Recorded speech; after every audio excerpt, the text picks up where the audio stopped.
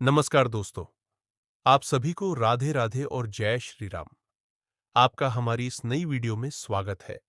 आज की इस वीडियो में हम बात करेंगे मंगलवार व्रत की पूजा विधि, इसके महत्व और व्रत कथा के बारे में। तो आइए शुरू करते हैं।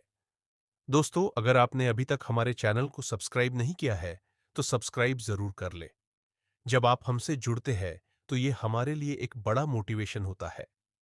मंगलवार को अंजनी पुत्र हनुमान जी का उपवास, सच्चे मन से पूजा और व्रत कथा कहने और सुनने से हनुमान जी विशेष कृपा प्राप्त होती है और सभी कष्ट दूर होते हैं। हनुमान जी का व्रत रखने वाले को हर मंगलवार कथा का पाठ करना चाहिए। हनुमान जी को पराक्रम, बल, सेवा और भक्ति के आदर्श देवता माने जाते हैं। इसी वजह से पुराणों में हनुमान जी को सकल गुण निधान भी कहा गया है। गोस्वामी तुलसीदास ने भी लिखा है कि चारों झुक प्रताप तुम्हारा है, प्रसिद्ध जगत उजियारा। इस चौपाई का अर्थ है कि हनुमान जी इकलौते ऐसे देवता है जो हर युग में किसी न किसी रूप गुणों के साथ जगत के लिए संकट मोचक बनकर मौजूद रहेंगे। शास्त्रों में कहा गया है कि हनुमान जी की सेवा करने और उनका व्रत रखने से उनकी विशेष कृपा अपने भक्तों पर बनी रहती है। हनुमान जी का व्रत करने से कुंडली में मौजूद सभी ग्रह शांत हो जाते हैं और उनकी असीम कृपा प्राप्त होती है। अपने भक्तों पर आने वाले हर संकट को हनुमान जी दूर करते हैं। संतान प्राप्ति के लिए हनुमान जी का व्रत फलदायी माना जाता है। इस व्रत को करने से भूत प्रेत और काली शक्तियों का प्रभाव नहीं पड़ता है।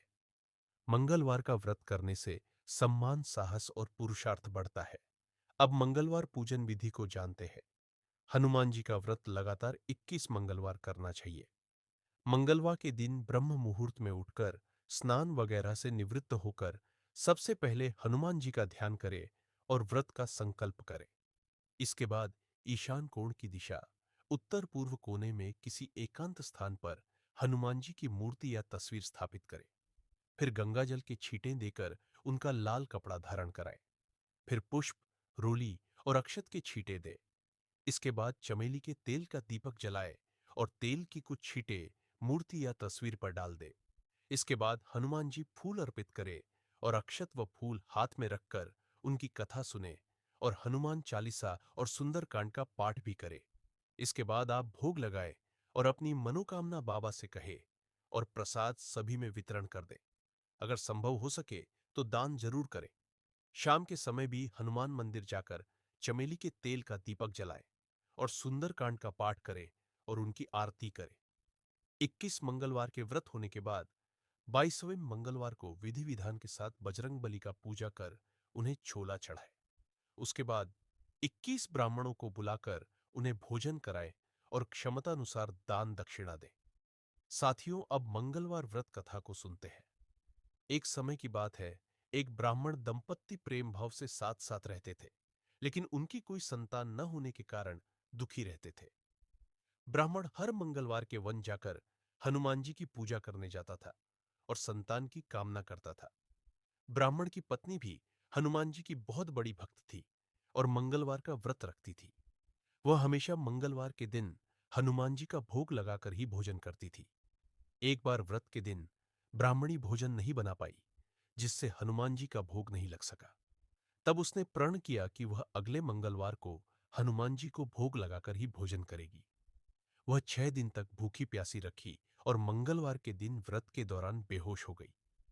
ब्राह्मणी की निष्ठा और लगन को देखकर हनुमान जी बहुत प्रसन्न हुए और आशीर्वाद के रूप में एक संतान दी और कहा कि यह तुम्हारी बहुत सेवा करेगा। संतान पाकर ब्राह्मणी बहुत प्रसन्न हुई और उसने बालक का नाम मंगल रखा। कुछ समय बाद जब ब्राह्मण घर आया तो घर में बच्चे की आवाज सुनाई दी और अपनी पत्नी से पूछा कि आखिर यह बच्चा कौन है। ब्राह्मणी की पत्नी ने कहा कि हनुमान जी ने व्रत से प्रसन्न होकर अपने आशीर्वाद के रूप में यह संतान हम दोनों की दी है। ब्राह्मण को अपनी पत्नी की इस बात पर विश्वास नहीं हुआ।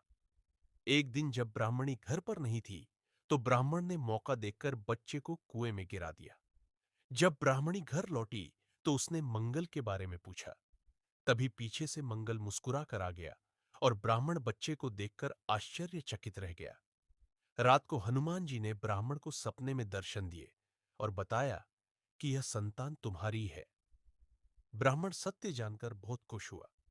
इसके बाद ब्राह्मण दंपत्ति प्रत्येक मंगलवार को व्रत रखने लगे। शास्त्रों के अनुसार जो भी मनुष्य मंगलवार व्रत और कथा पढ़ता या सुनता है, उसे हनुमान जी की विशेष कृपा प्राप्ति होती है। उसके सभी कष्ट दूर होते हैं और हनुमान जी की दया के पात्र बनते हैं। दोस्तों, इस आशा के साथ कि आपको हमारा ये वीडियो पसंद आया होगा, हम इस वीडियो को समाप्त करते हैं। बोलिए श्री राम दरबार की जय, बजरंग बली हनुमान की जय। बोलिए सत्यनारायण भगवान की जय। बोलिए लक्ष्मी नारायण भगवान की जय।